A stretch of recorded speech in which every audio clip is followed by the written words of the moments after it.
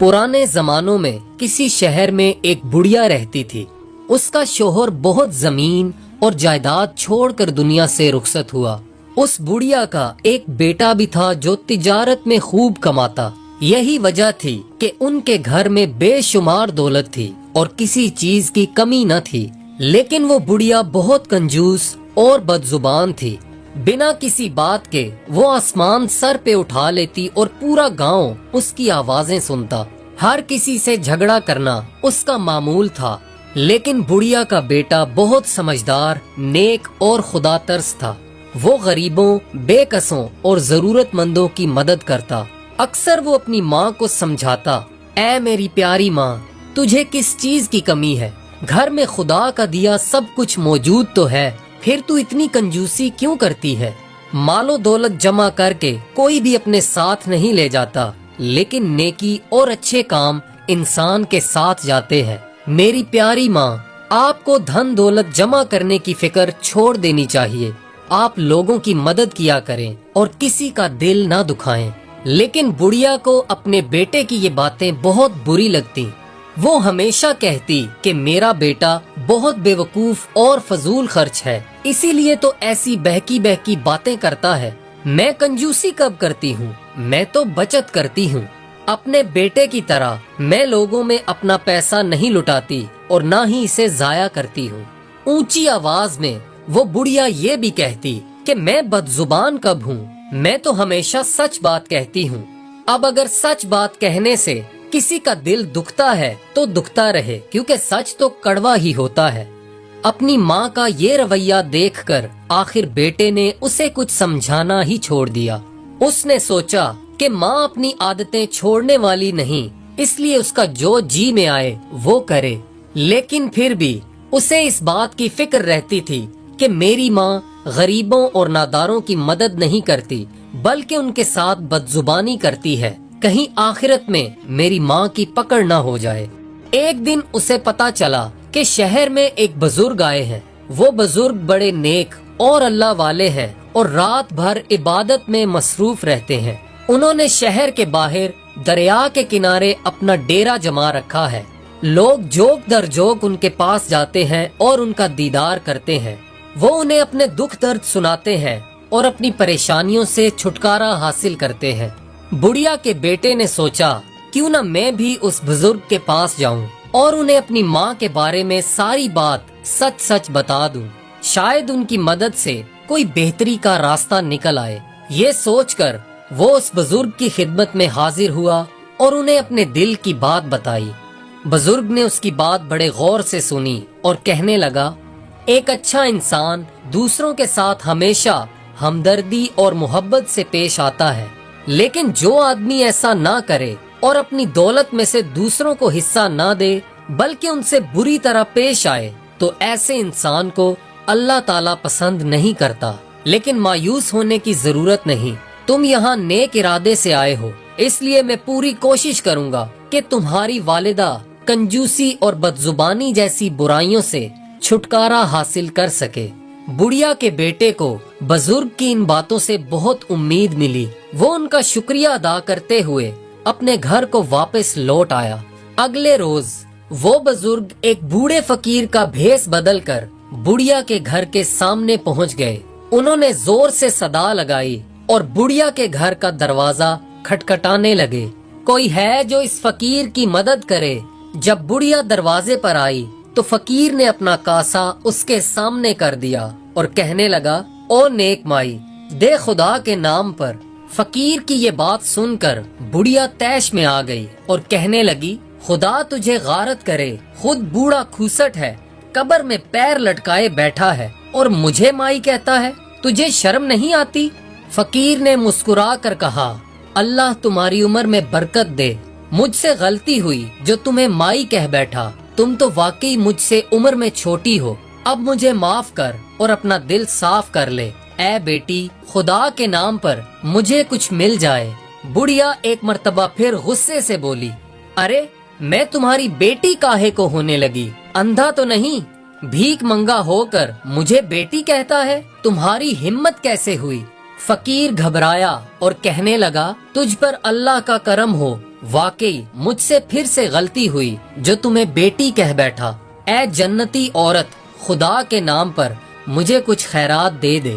بڑھیا یہ سن کر ایک مرتبہ پھر سے بپھر گئی اور پیر پٹک کر بولی، تمہارے منہ میں خاک، کیا میں مر گئی ہوں جو ایسا بولتے ہو؟ تم نے ایسی جرت کیسے کی؟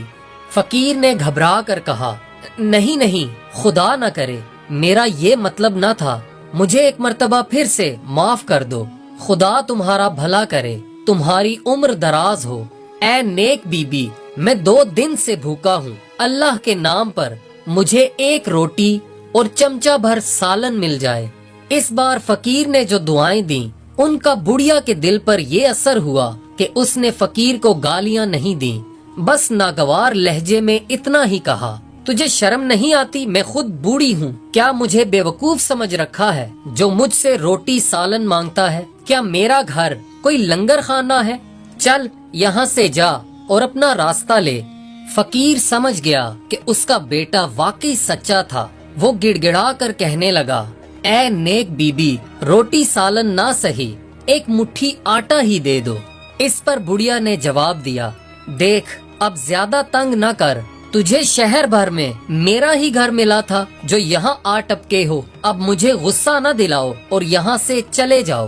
فقیر نے سوچا کہ یہ بڑھیا تو کچھ دینے والی نہیں، لیکن وہ بھی اس سے کچھ لیے بغیر جانا نہیں چاہتا تھا۔ یکا یک اس کی نظر بادام کے چھلکوں پر پڑی جو صحن میں بکھرے پڑے تھے۔ فقیر کہنے لگا، اے نیک بی بی، میں تیری سخاوت سے مایوس نہیں ہوں، آج تو تجھ سے کچھ لے کر ہی جاؤں گا۔ اچھا چلو، آٹا نہ سہی، یہ بادام کے چھلکے ہی دے دو۔ بڑھیا کہنے لگی، میرے اللہ، یہ کیسا ڈھیٹ فقیر ہے، جونک کی طرح چمٹ گیا ہے۔ تمہیں کیا لگا یہ بادام کے چھلکے میں نے ایسے ہی پھینک رکھے ہیں؟ ارے ان کو تو پیس کر میں اپنے دانتوں کا منجن بناؤں گی، بھلا تمہیں کیوں دے دوں؟ وہ نیک بزرگ جو ایک فقیر کے روپ میں تھا کہنے لگا، سوچ لو، میں نے تو تمہارے فائدے کے لیے ہی کہا ہے۔ اپنے فائدے کے بارے میں سن کر بڑھیا کی آنکھیں چمک اٹھیں۔ وہ خوش ہو کر بولی، میرے فائدے کے لیے؟ وہ کیسے؟ فقیر کہنے لگا، وہ اس طرح کہ میں بادام کے ان چھلکوں کے بدلے تمہیں ایک سونے کا سکہ دوں گا۔ یہ سن کر بڑھیا کی باچھیں کھل اٹھیں اور کہنے لگی، بادام کے ان چھلکوں کے بدلے سونے کا ایک سکہ؟ اچھا ٹھیک ہے، تم بادام کے یہ چھلکے رکھ لو اور مجھے وہ سونے کا سکہ دے دو۔ فقیر نے کہا، ابھی نہیں، میں تمہیں سکہ کل لا کر دوں گا۔ یہ سن کر بڑھیا نے طنزیہ انداز میں کہا، کل کہاں سے لاؤ گے؟ کیا رات کو کہیں چوری کرو گے؟ یہ سن کر فقیر کہنے لگا، توبہ توبہ، میں چوری کیوں کرنے لگا؟ بات یہ ہے کہ میں ہر رات قبرستان جاتا ہوں، وہاں رات بھر میں ایک قبر کے پاس لیٹا رہتا ہوں اور صبح نہ جانے کون میرے پاس کوئی 5 سونے کے سکے رکھ جاتا ہے۔ کل میں تمہیں سونے کا سکہ لا کر دوں گا، اب یہ بادام کے چھلکے تو مجھے دے دو۔ بڑھیا نے جب فقیر کی یہ بات سنی تو اس نے بےتابی سے پوچھا، اچھا اگر میں بھی قبر کے ساتھ رات گزاروں تو کیا مجھے بھی سونے کے سکے ملیں گے؟ فقیر نے کہا، کیوں نہیں، ضرور ملیں گے۔ اچھا اب یہ بادام کے چھلکے تو مجھے دے دو۔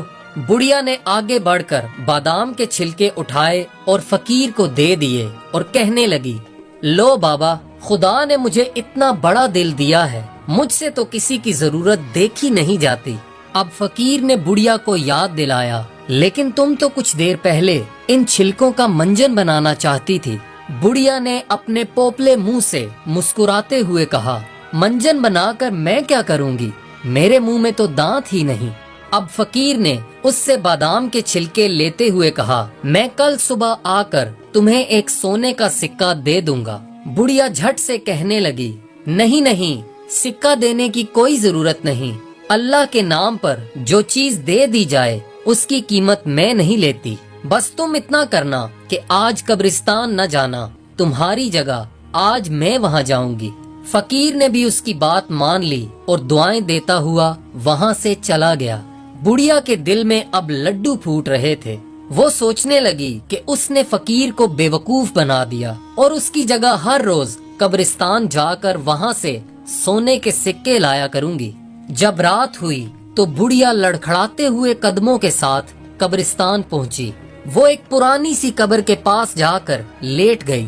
وہیں لیٹے لیٹے بہت دیر ہو گئی اور اسے جنگلی جانوروں کی آوازیں آنے لگی۔ ڈر کے مارے اب تو بڑھیا کا برا حال تھا، لیکن 5 سونے کے سکے پانے کے لالچ میں وہ قبر کے ساتھ ہی لیٹی رہی۔ اسی طرح لیٹے لیٹے آدھی رات گزر گئی۔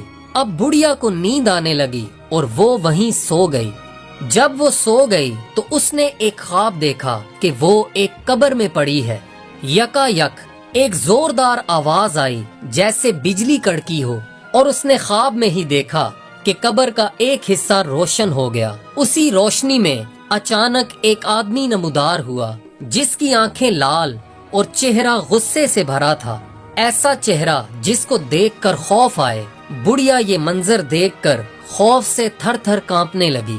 وہ آدمی اس کی طرف بڑھتے ہوئے گرجدار آواز میں بولا، تم نے کنجوسی اور لالچ کے چکر میں پڑ کر کبھی کسی کے ساتھ بھلائی یا نیکی نہیں کی، تم نے کبھی کسی کی مدد نہیں کی، بلکہ تم تو اپنی زبان سے لوگوں کے دل دکھاتی تھی۔ اس کے بدلے اب تمہیں ہمیشہ قبر کا عذاب سہنا ہوگا۔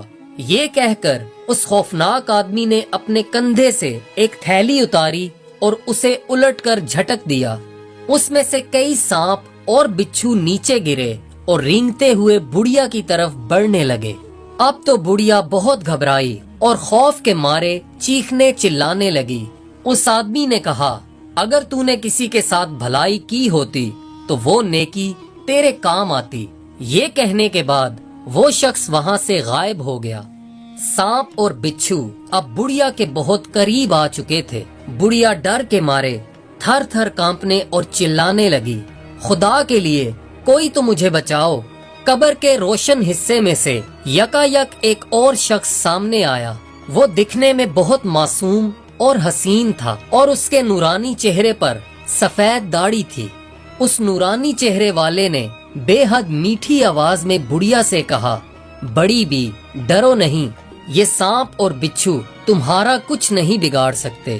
اپنی زندگی میں تم نے صرف ایک ہی نیکی کی ہے، آج وہی تمہارے کام آئے گی۔ یہ کہہ کر اس نے اپنے کندھے پر لٹکی ہوئی تھیلی میں ہاتھ ڈالا اور اس میں سے کوئی چیز نکال کر بڑھیا کی طرف پھینکی، اور اچانک وہ بڑھیا کی نظروں سے غائب ہو گیا۔ بڑھیا نے دیکھا تو حیران رہ گئی۔ یہ تو وہی بادام کے چھلکے تھے جو اس نے اپنے دروازے پر آئے ہوئے فقیر کو دیے تھے۔ سانپ اور بچھو جیسے ہی بڑھیا کو کاٹنے لگے تو وہ بادام کے چھلکے اڑ کر ان کے منہ پر آ گرے۔ اس طرح خیرات میں دیے ہوئے ان بادام کے چھلکوں نے بڑھیا کو عذاب سے بچا لیا۔ اچانک بڑھیا کی آنکھ کھل گئی۔ وہ تھر تھر کانپ رہی تھی اور اس کا جسم سر سے پاؤں تک پسینے میں ڈوبا ہوا تھا۔ بڑھیا کا بیٹا اپنی ماں کو ڈھونڈتے ہوئے قبرستان تک پہنچ گیا۔ اس نے دیکھا کہ اس کی ماں ایک پرانی قبر کے ساتھ پڑی ہے۔ وہ بہت خوف زدہ اور کمزور لگ رہی تھی۔ اس کا بیٹا اپنی ماں کو اس حال میں دیکھ کر رونے لگا۔ اس نے اپنی ماں کو بازوؤں پر اٹھایا اور گھر واپس لے آیا۔ اس واقعے کے بعد بڑھیا بالکل بدل چکی تھی۔ اس نے اپنی کنجوسی کی عادت چھوڑ دی اور پہلے جیسی لالچی نہ رہی۔ کوئی بھی فقیر یا ضرورت مند اس کے دروازے پر آتا تو کبھی خالی نہ جاتا۔ وہ بڑھیا جب تک زندہ رہی سب کے ساتھ محبت اور نرمی کے ساتھ پیش آتی رہی۔ دوستو، امید ہے آپ کو آج کی یہ کہانی پسند آئی ہوگی۔